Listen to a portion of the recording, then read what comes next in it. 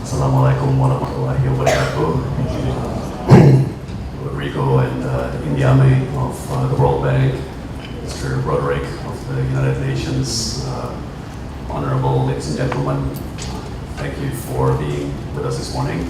Certainly a great honor for the Ministry of Trade to be able to have a special collaboration with the World Bank with respect to this quarter's Indonesia Quarterly. World Bank is obviously a critical partner to the government of Indonesia in mapping out our economic conditions, in mapping out our roadmap, in diagnosing what's going well, what's not going well, and I want to express my particular appreciation for the opportunity for the Ministry of Trade to be able to specifically partner with the World Bank on this particular quarterly. I think you also picked the title for this quarter's quarterly very astutely, might I say. And there again, I'm very appreciative that you highlight, in particular, reform. Right? Reform as a basis for resilience. I think it's a message that cannot be repeated often enough, not only in Indonesia, but arguably all around the world. As Director Rodrigo has pointed out, conditions are alarming, potentially alarming, certainly of concern in many parts of the world. And it's interesting. I think we're all aware of what needs to be done. It's not a question of not knowing what needs to be done, whether it's in Indonesia, whether it's in Europe, whether it's in Latin America, whether it's in Middle East or Africa. It's just a question of doing it, right? But I think if there's ever a time that we should feel an urgency to do so, perhaps now is the time. I think the rise of demagoguery and alarming developments such as the risk of Brexit and so on are, in my view, a stark reminder of the urgency of us grabbing the bull by the horns, as they like to say in America, or to use President Jokowi's phrase from various speeches last year, to take our bitter medicine, or to swallow our bitter medicine. Now, as you know, as Trade Minister, I accompany the President on virtually all of his international trips. And just to share with all of you a few tidbits from recent trips. The President basically said in various forums in Germany and the UK, European Union headquarters in Brussels, Holland, Korea, Russia. In his view, you could almost divide the world into two camps. Those countries that want to reform, and those countries that don't want to reform. Simple as that. And he vowed that Indonesia shall firmly belong to the camp that wants to reform.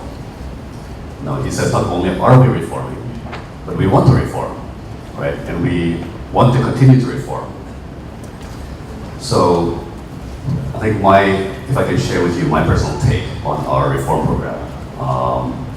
So Rodrigo, I would go even further and say not only is our reform not yet complete, in my personal view, we're only about 3% to 5% into it. We're only 3% or 5% along the plan or our desire of the totality of the reform that we would like to pursue. Right? Now, there's many reasons for that. Including the fact that, we've just gone through the biggest political transition in probably easily 10 years, maybe more.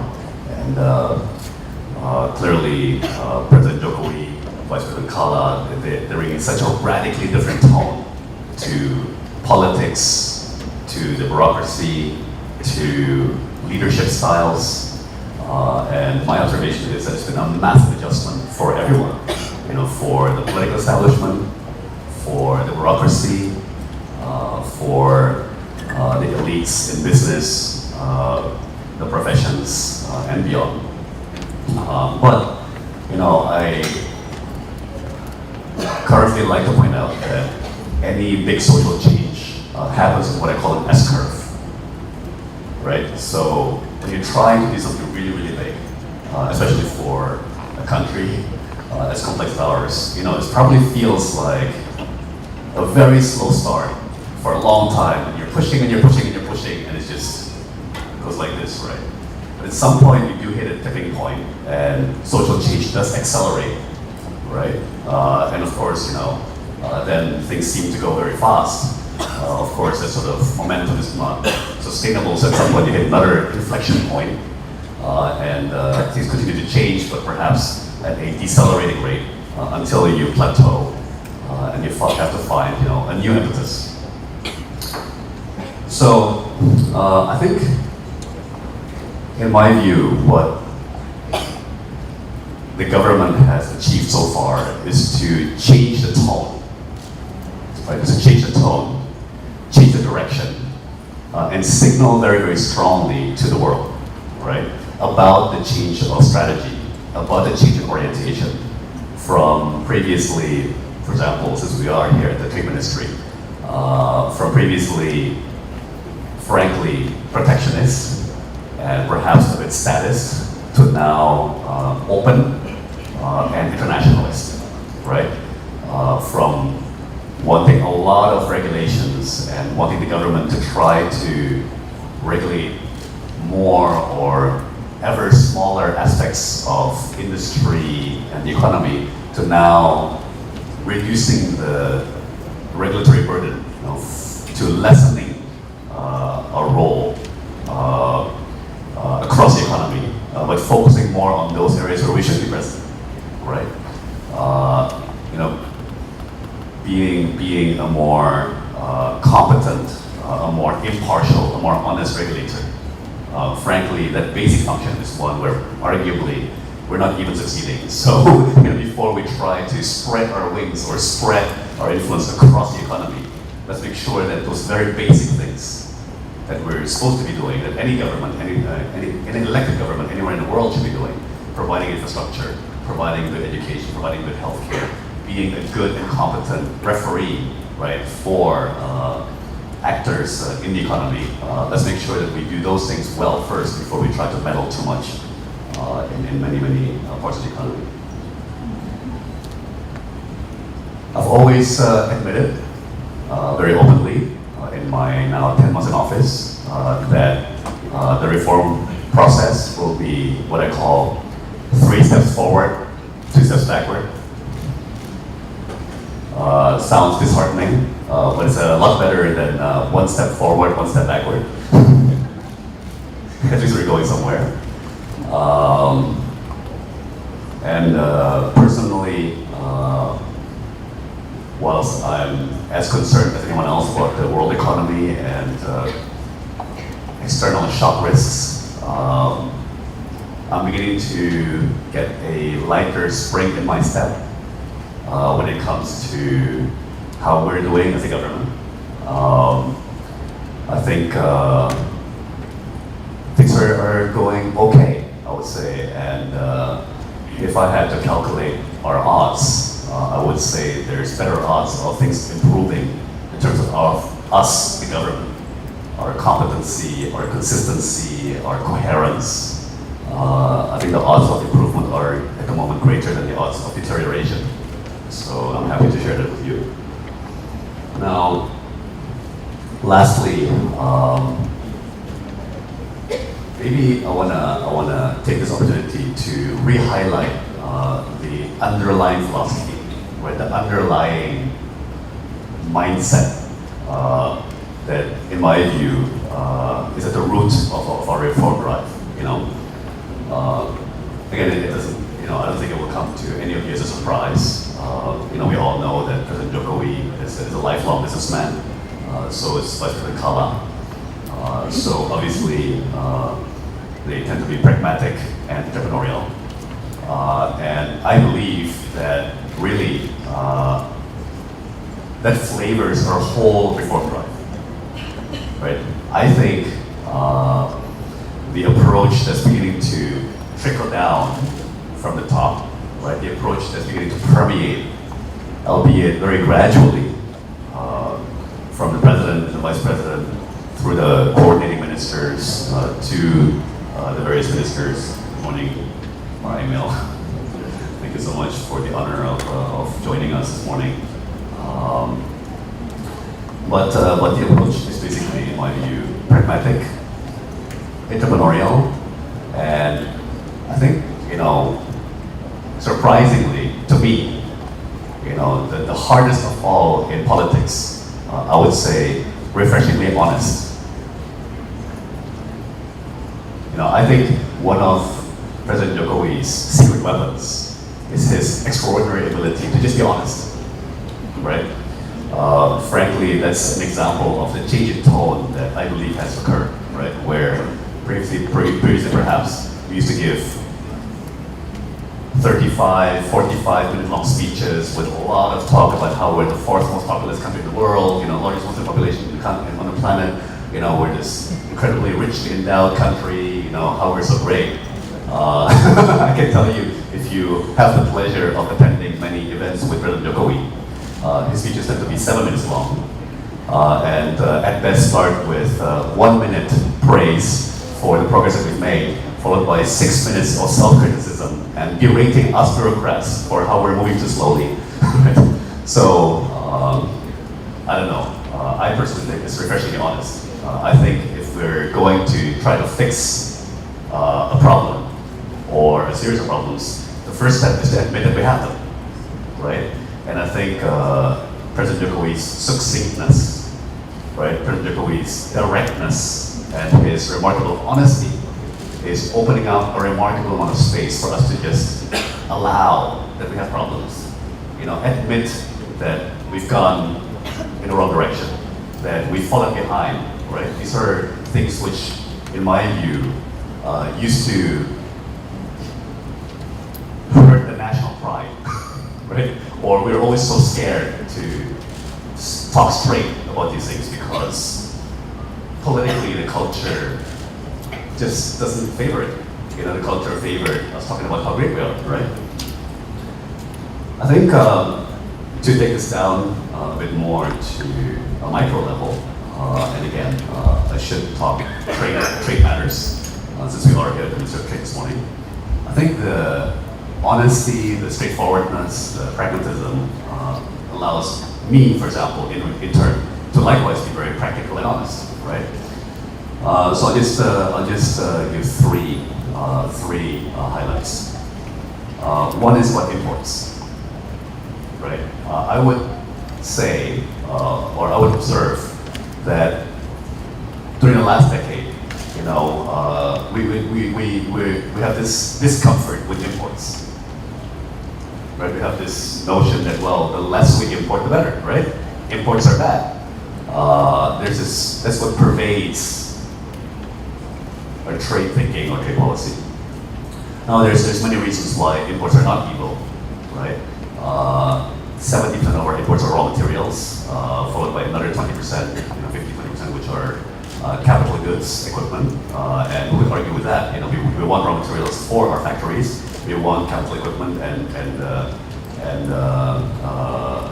capital goods to build factories and raise our productivity. But for example, like this, it's ironic, but at the same time that we rail against imports or try to make imports difficult, we talk about exports. We talk about wanting to export, right? Not only do we want to export, we want to compete in medium tech and high tech exports. Well, I start pointing out to people, look, how do exports happen actually? If you think about it, how do you compete? Well, I would argue that the first thing you have to be able to do is, as a domestic producer, is to be able to compete against imports. You can't even beat imports in your own home turf with the home court advantage. How do you expect to be able to beat those very same imports in their home turf? Right? And rather conveniently, this fits nicely with something President Jokowi said, which is that, you know, he's repeatedly pointed out, he's decided to distill the economic reforms into two things: openness and competition. Right?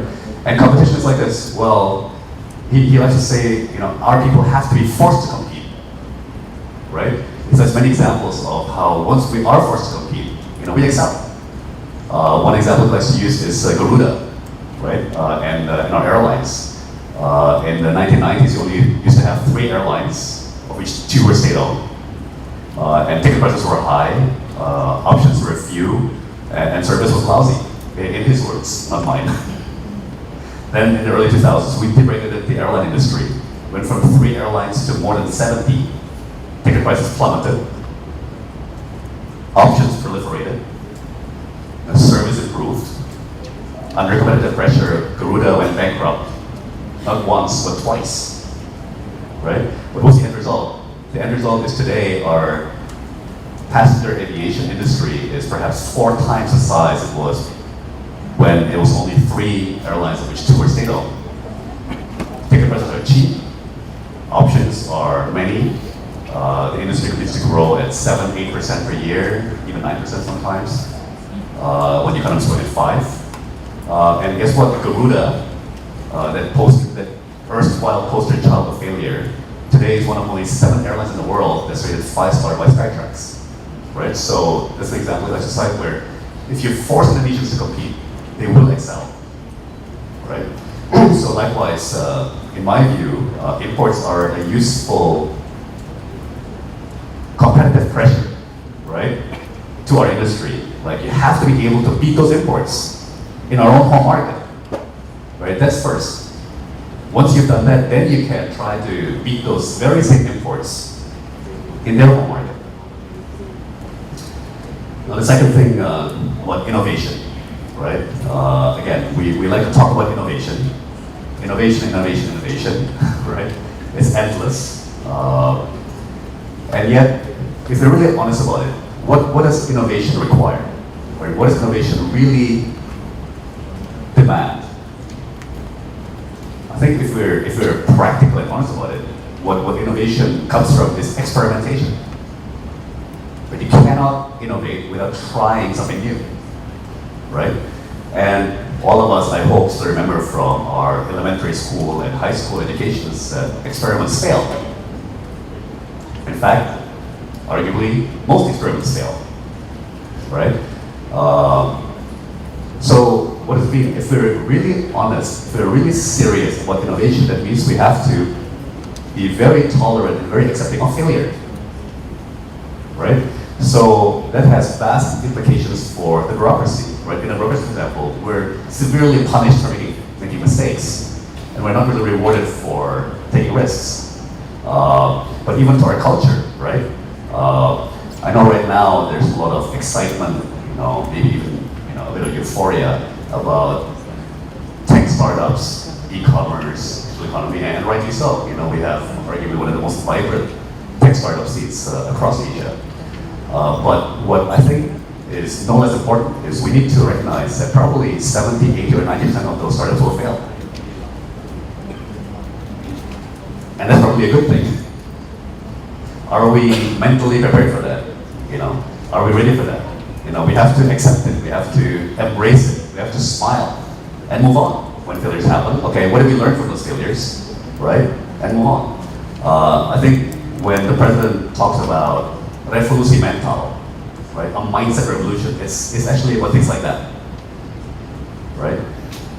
And lastly, look, I think Director Chavez pointed out that the world is very fragile. There's a lot of concerns about things like Brexit, about China's need to deleverage and transform their economy. Again, in my view, we're taking a very entrepreneurial and very pragmatic approach to the what is the answer? What do we have to do actually? For example, just with respect to the economic transformation in China. Again, as a business person, our perspective is probably going to be very simple. Well, we want exports, right? We want to be able to generate foreign exchange. Our export customers like China are our customers. Well, we have to transform ourselves in line with our customers, right? So in China right now, there's a massive transition from heavy industry and manufacturing to services and consumer economy.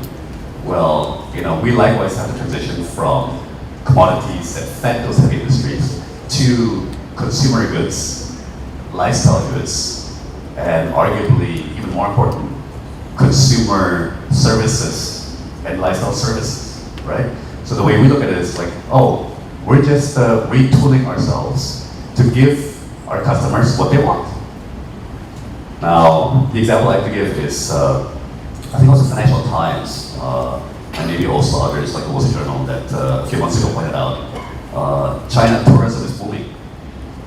There's something like 150 million outbound person trips, right? Generating something like,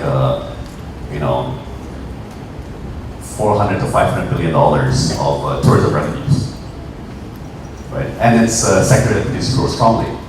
And I would personally admit that probably within ASEAN, countries that have done very well capitalizing on this new opportunity would be like Thailand, right? And I would argue that Indonesia has not yet done a good job of capturing that opportunity, right? But if we think about, the last 10 years was about coal mining and palm oil and nickel and copper and bauxite and other ores. Well, what's the next 10 years going to be? Well, I think that's an example of a very clear leading indicator of where the next 10 years is going to be going, right?